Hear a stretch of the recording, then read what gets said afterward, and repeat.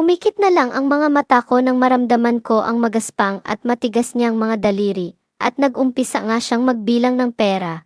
Ngunit ilang saglit pa ay nawala na ang pag-aalinlangan ko, dahil iba pala talaga ang veterano. Ang mga kamay at daliri na pinandidirihan ko, iyon pala ang gamit ni Manong Pakito na pinakamasayang parte na naranasan ko. Napakahusay ni Manong Pakito, pulido, walang sayang at perpekto, dahil veteranong mekaniko. Welcome sa Kwentong Masarap. Kung ikaw ay bago lamang na napadpad sa ating channel at nais mo ng ganitong mga content, huwag kalimutan mag-subscribe, mag-like at share ang ating mga videos. Maaari rin kayong mag-comment sa ating comment section.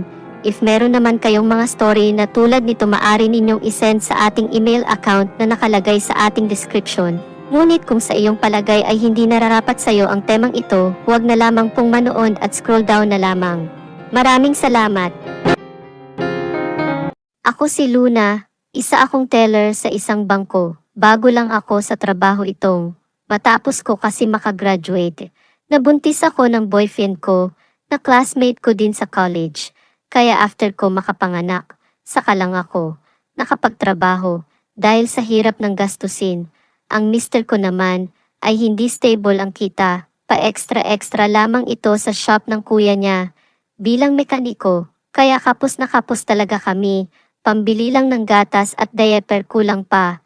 Kaya nang mag 3 months ang baby ko. Nag-apply na ako ng work at dito sa bangkong ito ako natanggap. Related din kasi dito ang course na natapos ko. Luna, sama ka sa akin. Open recruitment doon sa bank na pinapasukan ng friend ko. Apply tayo. Para naman nakikita yung kagandahan mo at hindi yang nakatago ka lang dyan sa bahay ninyo. Gagamitan ka lang ng gagamitin ng asawa mo, tapos mabubuntis ka ulit, tapos malolosyang ka agad. Tingnan mo sarili mo sa salamin. 23 years old ka lang pero mukha ka ng 30 anyos, sabi ng kaibigan ko na si Amanda.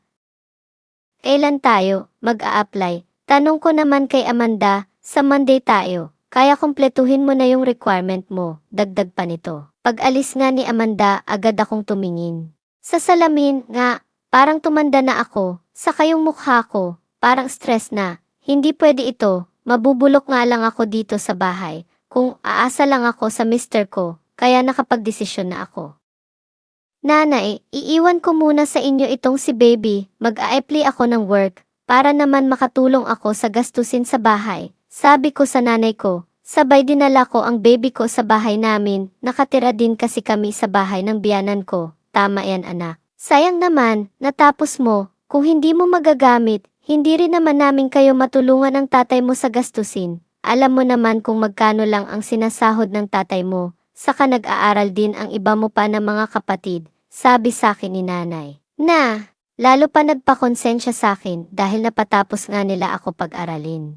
Pero hindi ko man lang sila natulungan, hayaan mo nanay, kapag natanggap na ako, kahit paano abutan ko naman kayo. Sabi ko sa nanay ko, wag na anak, sa inyo na lang o kaya itabi mo ang para sa anak mo. Pagsapit nga ng Lunes, maaga ako gumising at naligo, para sa paghahanda ng pag-apply namin ni Amanda. Kaya pumili talaga ako ng maganda at presentable na susuotin, bumagay naman ito sa akin. At lalong bumakat ang hubog ng katawan ko at kita rin ang mapuputing hita ko. Dahil sa suot ko na miniskirt, babe, aalis na ako. Paalam ko sa mister ko.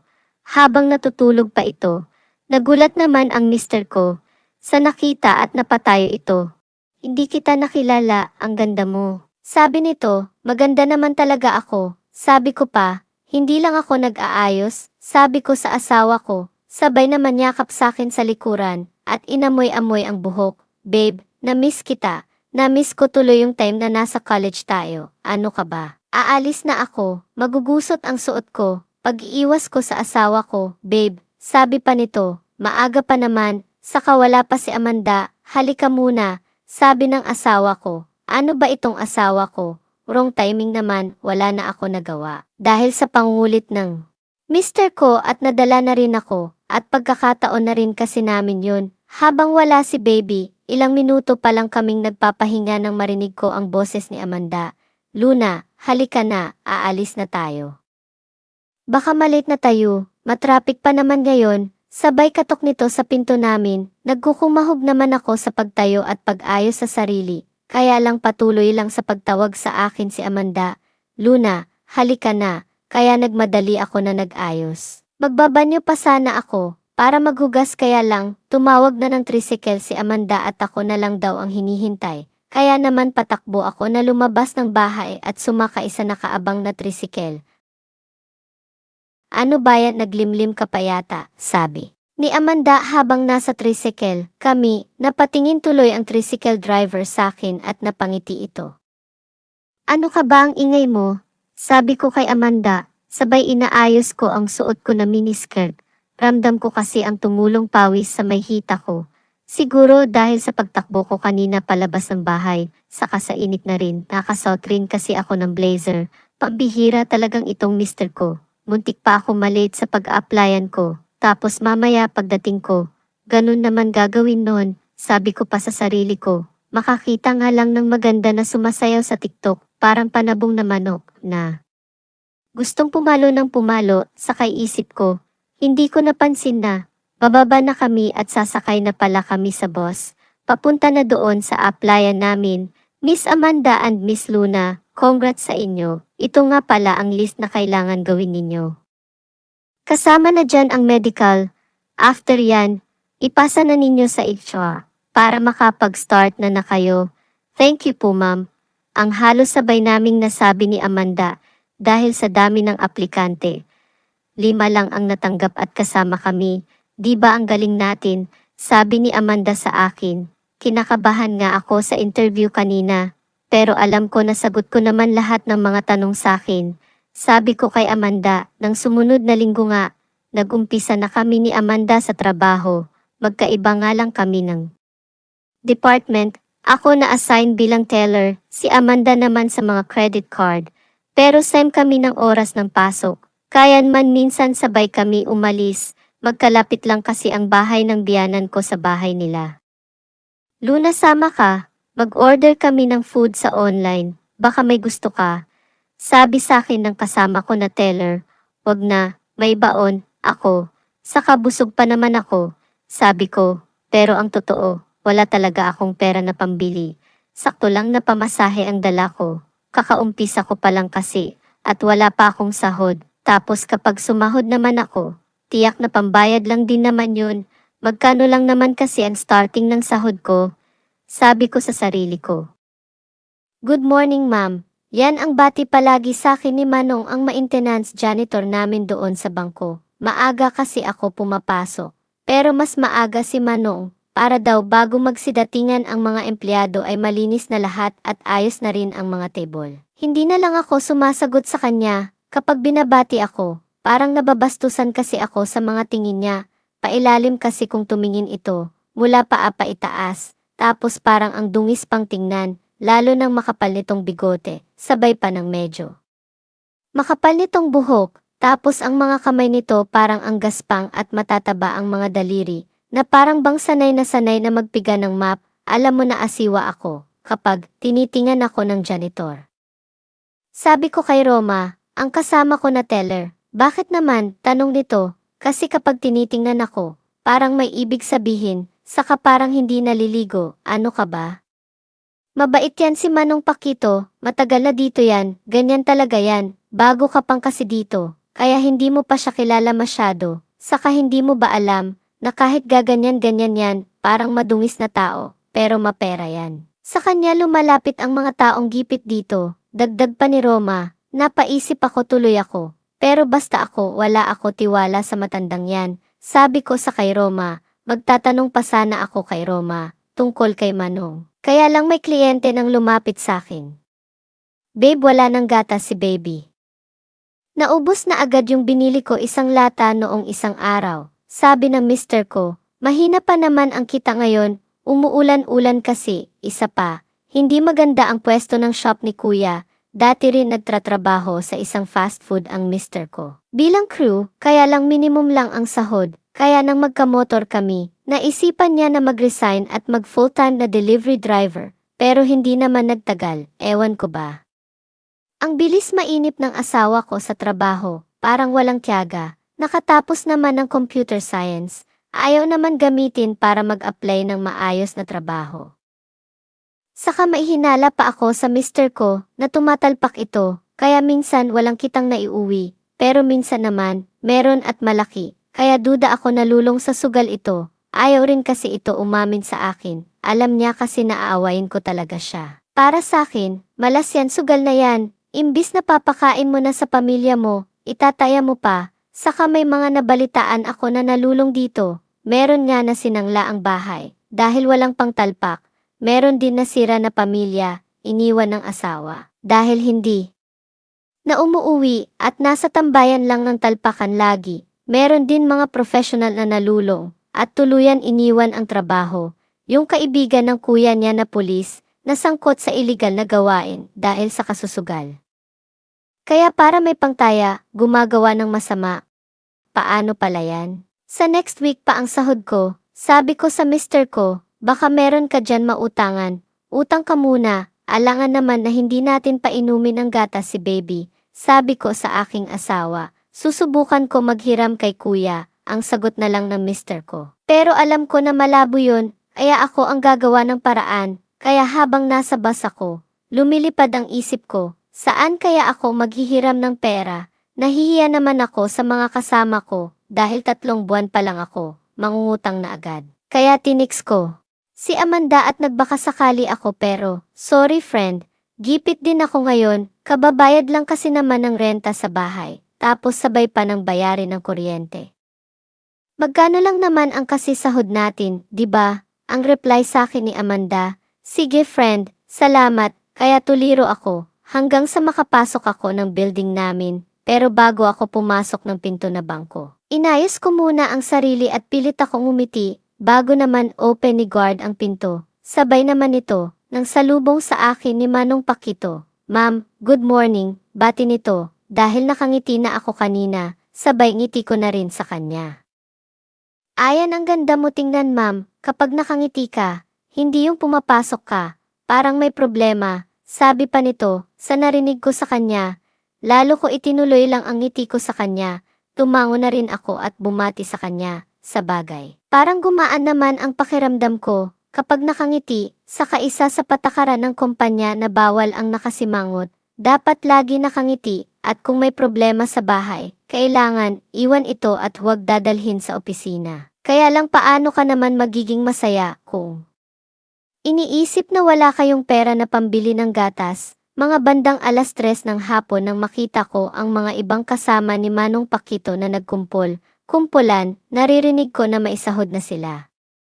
Hindi kasi sabay ang sahod namin sa mga naka-agency na employee, may sahod na, sabihin nyo na kay Mang Pakito, para maka-withdraw na, sabi pa ng isang lalaki, nandoon na nga sa ATM machine, sabi naman ng isa, kaya nagtanong ako kay Roma, kung ano ang sinabi niya, si Manong Pakito ba?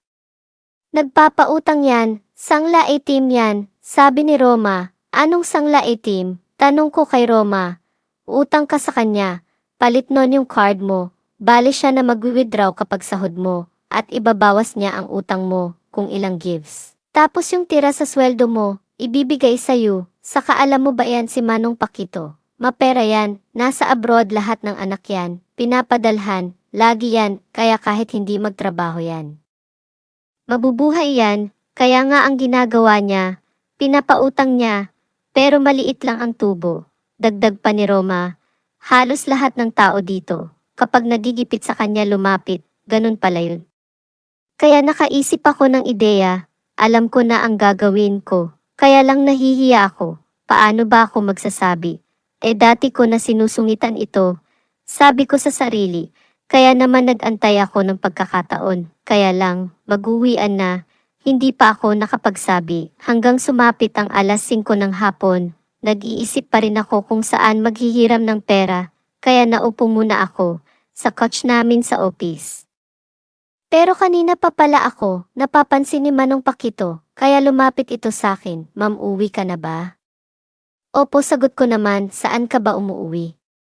Sa Pasay po ako, pareho lang pala tayo ng way ng dadaanan, sabay na tayo, sabi ng matandang janitor sa akin, kahit ayaw ko napasabay na lang ako kay Mang Pakito, saka ito na yung pagkakataon ko, para magsabi kay Manong Pakito. Sabay na nga kaming lumabas ng building at nakipag-unahan sa pagsakay ng bus. Sa dami kasi ng pasahero, halos puno na ang mga bus, kaya lumakad kami ni Mang Pakito para mag-abang ng paparating na bus bago pa ito dumating sa terminal. Manong, ayan may bus na, sabay takbo ko paakyat pero tumatakbo pa ang bus.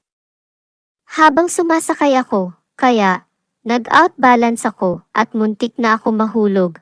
Mabuti na lang at andin sa likod ko si Mang Pakito at nahawakan ako sa braso. Kaya naramdaman ko ang tigas ng kanyang mga kamay at gaspang ng mga daliri nito. Mabuti na lang kahit may edad na ito, malakas pa at batak sa trabaho ang katawan dahil din sa dami ng pasahero. Sa bandang pinakahulihan kami nakaupo ni Mang Pakito at siksikan pa, kaya dikit na dikit ang katawan niya sa akin. Pero makalipas ang ilang hinto ng bus, medyo lumuwag na kami dahil nabawasan na ang pasahero. Doon na nagtanong sa akin si Manong Pakito, "Ma'am, kanina, napapansin ko na malungkot ka. May problema ka ba?" Tanong neto. Medyo nahiya nga ako magsabi. Pero kinapalan ko na ang mukha ko at sabay sabing, iniisip ko kasi yung anak ko. "Manong, paubos na kasi ang gatas ng anak ko. Malayo pa naman ang sahod ko." Sabi ko kay Mang Pakito, "Kailangan mo ba ng pera, ma'am? Nakakahiyaman. Pero baka pwede ko rin isangla ang card ko sa'yo." Dagdag ko pa kay Mang Pakito, "Magkano ba ang kailangan mo?" "Nagpapautang ako, pero forgives, kada sahod sisingilin kita." Sabi pa nito, ako naman sabay na dukot ng ATM card at ibinibigay ko kay Mang Pakito. "Mang Pakito, 4,000 lang, 4 na bigay naman yun, diba? Para naman may matira pa ako sa sahod ko." Pero sabay na hinawakan ni Mang Pakito ang kamay ko at ibinabalik ang card sa akin. Kaya muli naramdaman ko naman ang magaspang at matitigas nitong mga daliri. "Hindi mo na kailangan ibigay yan sa akin. Iabot mo na lang sa akin ang hulog mo tuwing sahod mo." Kasabay naman nito, binuksan niya ang dalang isang maliit na esling bag at nakita ko ang mga pera nito, nakatali pa, mga tig-1,000. Ipinakita pa niya ang iba. Sabay sabing, "Ito ang koleksyon." Kung ngayon araw, napatingin naman ako sa pera at parang nainggit ako. Sa isip ko, mabuti pa itong matanda, maraming pera. Sabi ko pa sa aking sarili, paano po kapag wala ako pang hulog sa iyo? Baka kasi magastos ko at hindi ako makaabot ng bayad. "Huwag ka mag-alala, ma'am, meron ka pang bayad." Sabay tingin sa akin na tila ba may ibig sabihin ito. Sabay dagdag pa nito na, "Kapag kulang pa yan, magsabi ka lang." Naputol lang ang usapan namin nang bago pa dumating ng Pasay, ay bumaba na ito at ako naman. Lumipat na ng upuan, malapit sa may pinto ng bus. Malapit na rin kasi akong bumaba, "Babi, saan ka nakahiram ng pera?" Tanong nga mister ko, "Doon kay Manong Pakito. Nagpapautang ng 5-6, kaya naghiram na rin ako."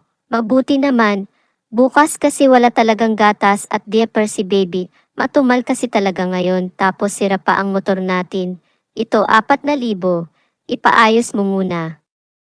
Para makalabas ka na, saka yung 2K ibili mo na lang gatas sa diaper. Saka ulam na rin bukas." Sabi ko sa mister ko, "May pamasahe ka pa ba? Hindi ka man lang nagtira sa sarili mo." Sabi naman ng mister ko, "Okay lang ako." Saka, mabait naman si Manong na inutangan ko, pud ulit ako maghiram. Kung sakali nakapusin tayo, "Good morning, ma'am." Iyan ang pagbati muli sa akin ni Manong. Isang umaga na pagdating ko, "Good morning, Manong." Bati ko naman sa kanya. Sabay ngiti ko naman, isa pa. Dahil napautang ako ni Manong, wala na rin ako inaalala na walang gatas si baby, kaya totoo na ang mga ngiti ko. Talaga palang mabait itong si Manong Pakito. Masyado lang akong overacting sa paghusga ko sa kanya. Pagdating ng araw ng sahod, talagang busy. Itong si Manong, marami ang mga lumapit sa kanya para magbayad. Ang iba naman ay tubo lang daw ang binibigay. Ang iba naman, renew ulit, yung bang utang muli. At isa na ako sa mga naghahanap sa kanya tuwing araw ng sahod para magbayad. Pero pangatlong, hulog ko pa lang, nagipit na naman kami. Kaya, Manong, maari ba na sa sunod na pwede na ako maghulog? Sabay din kasi ang kaltas sa akin ngayon. Marami rin ako deduction sa sahod ko. Sabi ko kay Mang Pakito, "Okay lang yun, ma'am. Huwag ka mag-alala, saka kapag kailangan mo pa, Huwag ka mahihiya magsabi. Eh hindi pa nga po ako bayad sa inyo. Nakakahiya naman, dagdag ko pa. Huwag mo alalahanin yun. Alam ko naman na may pambayad. Magsabi ka lang at pag-uusapan natin. Sabay alis na yun dahil tinawag ito ng kanyang kasama para magbayad din. Napapaisip naman ako. Ano kaya yun sinasabi ni Manong? Baka papautangin niya ako. Nang malaki at long term din ang bayad. Iyan siguro ang pag-uusapan namin. Sabi ko sa sarili ko. Ito rin kasi ang nababalitaan ko. Na ginagawa ng iba kapag hindi nakakabayad kay Manong. Luna, halika rito. Tawag sa akin ng manager namin sa bangko. Isang araw, na busy pa naman kami. Dahil sa dami ng kliyente, agad naman akong dumiretso sa office ng manager ko. Bakit po ma'am? Tanong ko, may tawag dito. Hinahanap ka. Pulis daw sila. Sa narinig ko, agad akong kinabahan. Bakit kaya?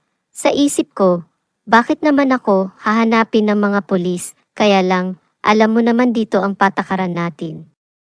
Hindi tayo basta-basta nagbibigay ng detail, kahit kanino, dahil marami scammer ngayon, kaya hindi ko binigay ang call sa'yo. Kaya tinanong ko na lang kung saan siya at anong lugar.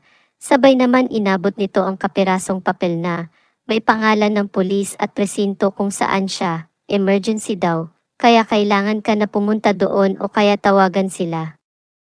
Blanko pa rin ang isipan ko kung bakit, kaya kinuha ko ang cellphone ko at tinawagan ito. Hello po sir, sabi ko agad sa telepono. Agad naman nagsalita ang kausap ko nang malaman nito ang buong pangalan ko. Ako po ang investigador dito sa presinto. May mga tanong lang ako na kailangan namin ng sagot mo. Ano po iyon? Sagot ko naman, kilala mo ba si Jeffrey? Na-aksidente siya sa motor kanina at critical ito sa hospital. Nawawala kasi ang kanyang lisensya at iba pang mapagkakakilanlan. Siguro sa lakas ng bangga, kaya tumilapon ito, kaya hindi na namin nakita. Hindi rin siya makausap, kaya naghanap ako ng ibang paraan para makontak ang kamag-anak nito, kaya may nakapagsabi na kilala mo raw ito. Pagpapatuloy pa ng pulis, pero hindi pa tapos magsalita ang pulis, tumutulo na ang luha ko, dahil ang taong binabanggit niya ay ang mister ko. Agad naman akong nagpaalam sa manager namin na uwi na ako at ipinaliwanag ko ang sitwasyon ko. Agad naman akong naunawaan at sinamahan pa ako sa hospital, dala ang kanyang sasakyan. Nasa biyahe pa lang kami papuntang hospital. Hindi ko na maiisip kung ano mangyayari, iniisip ko pa. Gipit na nga kami, dagdag pa na gastusin ito. Pagdating nga ng hospital, halos hindi makilala ang mukha ng mister dahil sumadsad daw ito sa semento. Dahil hindi maayos na nakalagay ang helmet sa ulo, ganito kasi mag-suot ng helmet ang mister ko. Ipinapatong lang. At hindi naglalak ng strap, katwiran kasi nito, malapit lang ang pupuntahan. Pero ang mas malala, dahil durog ang binti nito at kailangan maoperahan para malagyan ng bakal, paliwanag pa ng doktor sa akin. Mrs. kailangan maghanda ka ng mga 200,000 para pambili ng bakal na ilalagay sa paa ng mister ninyo. Sabi pa ng doktor. Nang tanungin ko kung magkano ang magagastos, kailangan mo muna na mag-down payment para maumpisahan na ang operasyon, sabi naman ng staff sa admitting office ng hospital, kahit po 20,000 lang muna, sabi pa nito. 20,000, saan naman ako kukuha nito? Sabi ko sa isip ko, pero sige po kukuha muna ako ng pera. Sabi ko sa staff ng building, sabay tayo na rin at lakad na hindi ko alam kung saan ako pupunta para kumuha ng pera. Doon sumagi sa isipan ko si Manong Pakito, kaya nagmadala akong bumalik sa office para maabutan ko si Manong Pakito. Mag-aalas 5 na kasi ng hapon yun, baka makauwi na, kaya nagtatakbo talaga ako at nagmamadali na sumakay. Pagdating ko nga, wala na si Manong. Close na rin ang opisina, kaya nang ako, nag-isip na rin ako kung saan nakatira si Manong Pakiuto, kaya naglakad muna ako, para umuwi na lang, pero lang may isang pamilyar na boses ang tumawag sa akin. Ma'am, uwi ka na ba? Sabay na tayo, sabi nito, paglingon ko si Manong Pakito. Manong, hinahanap ko po talaga kayo. Bakit po ma'am, may problema ba?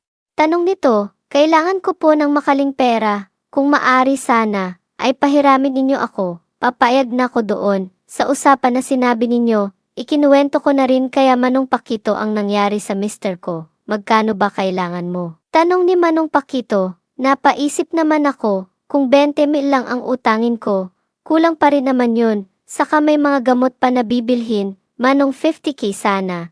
Kailangan ko kasi mag-down payment sa hospital. Maari naman kitang pautangin. Kaya lang, wala akong dalang pera dito na ganyang halaga. Kung gusto sumama ka sa akin sa bahay, at doon na rin natin pag-usapan kung paano mo babayaran sa akin. Sige po, saka parehong way naman ang daanan natin, kaya sumakay na kami ng bus. Habang nasa bus kami, nag-iisip ako. Kung paano ako makikipag-deal kay Manong, kung paano ko babayaran ito, kaya nagpahaging na ako, kay Manong kung paano ko babayaran ito. Manong, kapag ganyan halaga, magkano naman ang hulog ko? Sabi ko kay Manong Pakito. Ma'am, doon na natin pag-usapan sa bahay. Sabi sa akin ni Manong, pagbaba ng bus, naglakad pa kami ng ilang metro bago namin narating ang isang bahay na bungalow type. Medyo luma na ito tingnan, at halatang mga sinaunang gamit pa ang ginamit dito. Pasok ka ma'am, ito ang bahay ko. Ako lang mag-isa dito.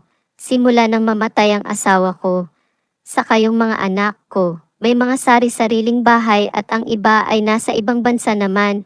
Ako naman ay umupo may sala. Pansin ko rin kahit na mag-isa lang si Manong medyo maayos ang bahay nito. Ma'am halika, pag-aalok sa akin si Manong Pakito sa may loob ng kwarto niya.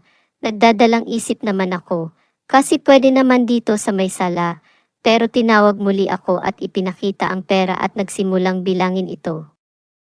Ma'am 50,000 ito. Ibibigay ko sa iyo ito at hindi mo kailangan bayaran. Sabay hawak niya sa balikat ko at unti-unting hinawi ang mga buhok ko. Sa bigla ko, napatayo ako at lumabas ng pinto. Pero nang malapit na ako sa pinto, nagsalita si Manong Pakito na, Ma'am, pagbigyan mo na ako na ang bahala sa mga gastusin mo. Wala naman nakakaalam nito. Tayong dalawa lang, sabay lapit nito sa akin at hawak sa bewang ko. Ayoko, Manong, sabi ko pa. Sabay alis at lumabas ako ng bahay niya. Habang naglalakad ako, naglalakbay din ang isip ko. Iyon pala ang sinasabi niya na usapan. Kaya pala kahit hindi ako maghulog, okay lang sa kanya, dahil may pambayad naman daw ako. Iba palang bayad ang kailangan. Saka ang tanda niya na, siguro mga nga 60 years old na. Lolo ko na lang ito, hindi lang halata dahil batak ang katawan sa trabaho. Saka hindi ko yata kaya nahawakan ang katawan ko ng mga kamay niya na magaspang at mga daliring singtigas ng bakal. Dati rin pala kasi itong mekaniko ng jeep si Manong. Kaya talagang matibay ang mga kamay nito at sanay sa pagbubuhat ng mga makina at maging ang pag-change oil. Habang naglalakad ako pa uwi, tumunog ang cellphone ko. Anak, may nakuha ka na ba ng pang down payment? Boses ng nanay ko. Iyon na lang kasi ang hinintay. Para maoperahan ang asawa mo, dahil kapag tumagal pa ito, baka magka-impeksyon daw at tuluyan ang putulin ang dalawang paa nito. Hindi ko alam ang isasagot ko sa nanay ko, kaya anak, sabi pa ng nanay ko sa telepono, nagbuntong hininga muna ako, sabay sabi ko na, meron na ako nakuha nanay at papunta na ako dyan. Salamat naman anak, at maoperahan na rin ang asawa mo, sige antayin kita dito, sabi pa ni nanay. Kaya nabuo na ang desisyon ko. Kusa nang naglakad ang mga paa ko pabalik sa bahay ni Manong Pakito. Pagdating ko, kumatok ako sa pinto. Agad naman bumukas ito, sabay salubong ni Manong Pakito, at sabing, napag-isipan mo na ba? Payag ka na sa kondisyon ko. Hindi na ako nagsalita, tumango na lang ako, natanda ng pagsang-ayon ko, kaya pumasok na nga ako sa kwarto, at inumpisahan ni Manong ang paunang bayad ko. Pumikit na lang ang mga mata ko nang maramdaman ko ang magaspang at matigas niyang mga daliri, at nag-umpisa nga siyang magbilang ng pera, ngunit ilang saglit pa ay nawala na ang pag-aalinlangan ko, dahil iba pala talaga ang veterano. Ang mga kamay at daliri na pinandidirihan ko, iyon pala ang gamit ni Manong Pakito na pinakamasayang parte na naranasan ko. Napakahusay ni Manong Pakito, pulido, walang sayang at perpekto, dahil veteranong mekaniko. Alam niya kung paano magpaamo, lalo. Kabisado niya na talaga ang pagpautang sa aming employee ng bangko. Halos 2 dekada raw siyang naging mekaniko, kaya pala siya nag-janitor na lang, dahil nagsara ang talyer na pinapasukan niya, Nagkaroon daw kasi ng problema ang may-ari nito at nag-aagawan sa kita. Pagkukwento pa ni Manong Pakito sa akin, habang ako naman ay nakaupo sa gilid ng higaan ni Manong Pakito at binibilang ang pera na ipang-down payment ko sa hospital. Nakangiti naman si Manong Pakito habang hinahatid ako sa may pintuan. At sabing, kapag kulang pa, balik ka lang dito, pahabol na sabi ni Manong Pakito. Salamat naman anak at naoperahan na ang asawa mo. Sa sunod na araw daw pwede na raw umuwi at sa bahay na lang magpagaling, sabi ng nanay ko, hanggang sa naiuwi ko na ang mister ko sa bahay. Luna, saan ka kumuha ng pera? Na pangbayad sa ospital, tanong sa akin ni Amanda, habang nasa bangko kami, nangutang ako. Sagot ko naman, sana kay Mang Pakito ka na lang nangutang, para maliit lang ang tubo, saka wala palang problema dyan kapag wala kang panghulog. Pakiusapan mo lang daw, sabi pa sa akin ni Amanda. Hindi na lang ako sumagot, ang hindi lang alam ng kaibigan ko, bayad na ako kay Manong Pakito sa mga utang ko, at sigurado ako na babalik ako doon, lalo na baldado pa ang asawa ko.